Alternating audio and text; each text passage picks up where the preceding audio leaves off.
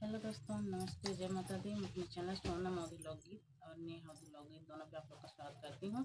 एक छोटा सा चुटकुला नाच गीत, बहुत प्यारा चुटकुला नाच गीत आप लोग सुनिएगा और फुटवास करिएगा। कमेंट बॉक्स में ज़रूर बताइएगा कि हमारा गीत आप सबको कैसा लगा। हमारा गीत अच्छा लगे तो हमारे चैनल को लाइक, सब्सक्राइब, शेयर जरूर करना। आप लोग लाइक भी कर दिए, अगर आप लोग लाइक भी नहीं करते कंजूसी बहुत करते हैं। हमारे भाई बहन बहुत कंजूस हो गए हैं।